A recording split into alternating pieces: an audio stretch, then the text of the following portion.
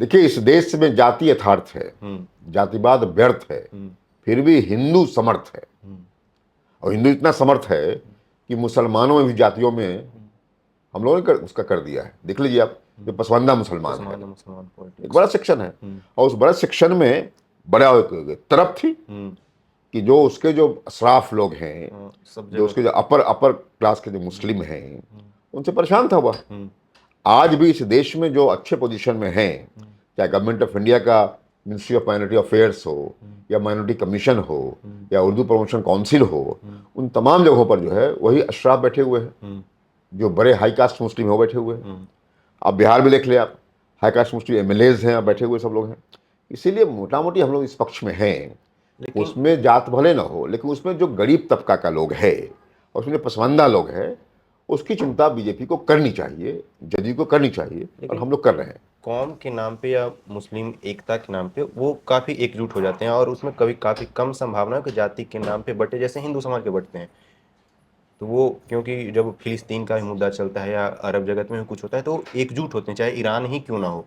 तो वो जाति वहाँ पर थोड़ा सा वो उनका है। देखिए, मैं सहमत इस बात से हूँ कि उनका क्या है कि जमात और उनका धर्म, देखिए, एक तो इस्लाम या क्रिश्चियन जो रिलीजन है, यह रिलीजन में एक प्रॉफिट है, एक ईश्वर है, एक क्राइस्ट है, एक उनका बाइबल है, एक उनका कुरान है। हमारे यहाँ क्या है, हमारे यहाँ तो इतने कहते हैं 33 करोड़ देवी देवता का देश है ये, और हर दिन नए आ भी जाते हैं। हाँ, और हर दिन बिल्कुल नए ढंग से, चूंकि हमारा देश जो है, हमारा जो हिंदू समाज है, वो खोजियों का समाज है, खोज करता रहता है, शोध करता रहता है। इसलिए हम लोग कहते हैं कि हम लोग जो है, रिलीजन जो हमारा है वो सीकर्स का है, और उनका बिलीवर्स का है। सीकर्स कहते हैं जो खोज रहे हैं, जो शोध करते रहते हैं, और जो बिलीवर है वो विश्वास करते हैं, वो फिर चर्चा नहीं करते हैं, आर्गुमेंट नहीं करते हैं। हमारे यहाँ आर्गुमेंट का स्कोप है जी, हमारे यहाँ पूरा तर्क वितर्क होता है, शास्त्रार्थ होता है, तब क्या करते हैं। इसलिए स्वाभाविक तौर से हमारे यहाँ जो विभिन्न मतधारा है, इसलिए विभिन्न मतों की मतभेद रहते हैं, लेकिन मतभेद के बावजूद भी वर्तमान की केंद्र की सरकार ने और हमारे अटल जी के बाद से भाई नरेंद्र मोदी जी ने निश्चित तौर से एक हिंदुओं को जोड़ने का जो प्रयास किया है, वह बात है। और इसीलिए मैं मानता हूं कि उनको एक एकजुट करने में जो प्रयास किया है इन्होंने, अच्छे ढंग से किया है, बहुत विवेकपूर्ण ढंग से और तर्कपूर्ण ढंग से किया है। इसलिए मुस्लिम समाज बिलीवर्स का है, हमारा समाज सीकर्स का है। इसलिए हमारे उन तमाम सीकर्स को एक अच्छा मैसेज दे सके हैं। और अटल जी के साथ साथ मतलब तमाम जो अभी वर्तमान प्रधानमंत्री हमारे हैं नरेंद्र मोदी जी, वो भी कर रहे हैं। इसलिए मैं मानता हूँ कि ग्रेजुअली जो एक जनरल मुद्दे हैं, आम जन का जो मुद्दा है, जो इशू है, उसको लेकर के किया है।